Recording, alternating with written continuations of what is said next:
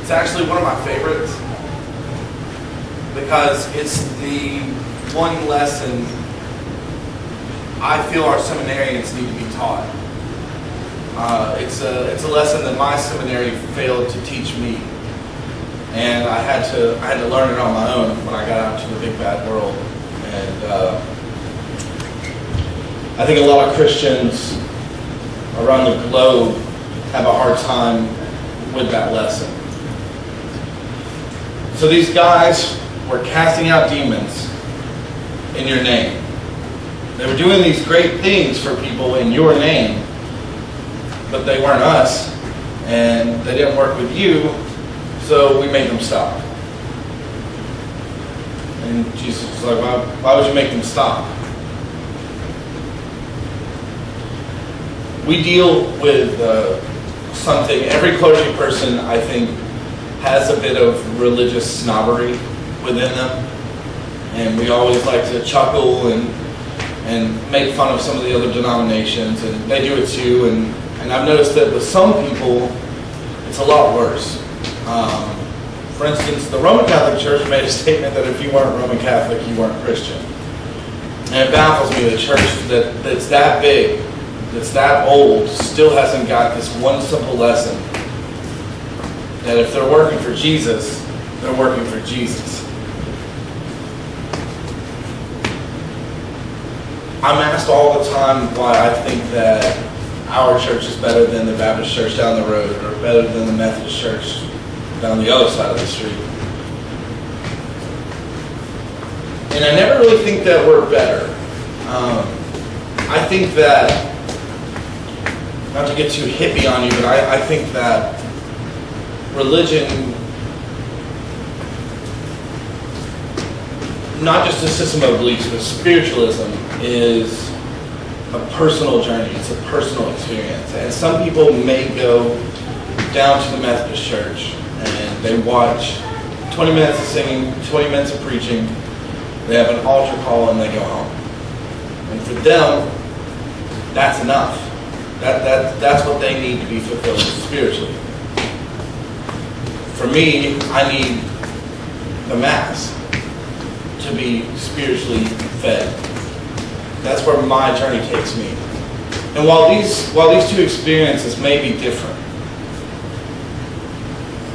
we're preaching and teaching about the same God. And when we go out and we do public works, when we raise money, when we go out and when we help people at the homeless shelter, we're doing those things in the same God's name. And it took me a long time to learn that lesson, and I wish that my seminary had devoted an entire class to why religious snobbery can be really, really bad. This church has done really well to avoid it. We even work for the Adventists. I mean, it's almost unheard of. But I would like to see churches all around this city work with us. I would love to see us get involved in all these different programs. Because we decided when we started this church that this church didn't have to be a 3,000 member congregation where everyone came every Sunday. But that this church could be a stop on the road. That this church would dedicate itself to helping people find where they needed to be. And it's hard at times because we've seen some people that we really love come and go. But I think that so far we've done that. And a lot of people get discouraged by it, but I've always felt that being a rest stop on the road to salvation is not really a bad gig. What we should be concerned with, instead of making sure people are Catholic or Episcopal, what we should be concerned with is making sure that people have a relationship with God and that they're following their calling on their life that He gave them. So many people have different opinions about what it means, what the verse means about tying a millstone around your neck if you lead one of His astray. And a lot of people, a lot of the theological eggheads like to dissect those kind of verses. I'm looking right at you, Father Scott. They like to dissect those verses, and they want to come up with these paragraph upon paragraph upon paragraph of answer and study. And they have such a hard time simplifying it and seeing the forest through the trees. Don't lead a sheep astray. We have to be Christ-like, and if we try to be anything but Christ-like, we will wind up leading people astray. That's why we can't afford to be religious snobs. We can't afford to be like, look at the Baptist down the road. Because we have to love. We have to live that example and be love. Be the example of love to the world for Christ. And if we can do that, then we never have to worry about leading any sheep astray. And that's always been my hope for this church.